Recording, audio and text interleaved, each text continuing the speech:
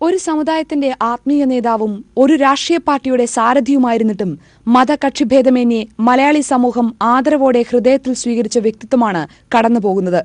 മതമൈത്രിക്കും ദേശീയോദ്ഗ്രഥനത്തിനും മഹത്തായ സംഭാവനകൾ നൽകിയ കേരളീയൻ.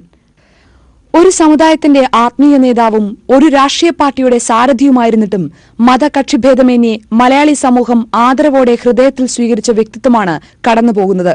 മതമൈത്രിക്കും ദേശീയോദ്ഗ്രഥനത്തിനും മഹത്തായ സംഭാവനകൾ നൽകിയ കേരളീയൻ.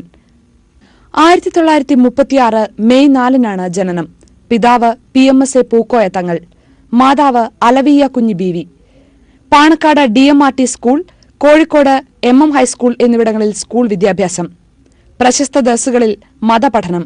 1958 ഈജിപ്തിലെ പുരാതന പ്രസിദ്ധമായ അൽ അസ്ഹർ സർവകലാശാലയിൽ ചേർന്നു. 3 വർഷത്തെ പഠനത്തിനു ശേഷം ഇസ്ലാമിക വിജ്ഞാനീയത്തിൽ ഉന്നത ബിരുദം.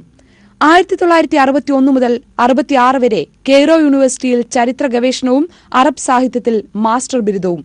1975 സെപ്റ്റംബർ 1 മുസ്ലിം ലീഗ് സംസ്ഥാന പ്രസിഡന്റായി ചുമതലയേറ്റത്. 3.5 പതിറ്റാണ്ടിന് ശേഷവും പ്രസിഡന്റ് പദവിയിലേക്ക് മറ്റൊരു പേര് മുസ്ലിം ലീഗ് ആലോചിച്ചിട്ടില്ല. എന്നും അധികാരത്തിൽ നിന്ന് അകന്നുനിന്ന രാഷ്ട്രീയ നേതാവാണ് അദ്ദേഹം.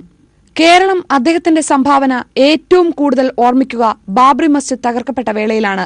സമുദായാന്തരീക്ഷം പ്രക്ഷുബ്ധമായ ആ ഘട്ടത്തിൽ ആത്മസംയമനത്തിന് ആഹ്വാനം ചെയ്ത് കേരളത്തെ വർഗീയാഗ്നിയിൽ നിന്ന് രക്ഷിച്ചു നിർത്തിയ ജനനായകനാണ് അദ്ദേഹം. ശാന്തി സമാധാന യജ്ഞങ്ങൾ ജീവിത ദൌത്യമായി ഏറ്റെടുത്ത പൊതുപ്രവർത്തകൻ എന്ന് രാഷ്ട്രീയ എതിരാളികൾ പോലും എതിരില്ലാതെ സമ്മതിക്കും.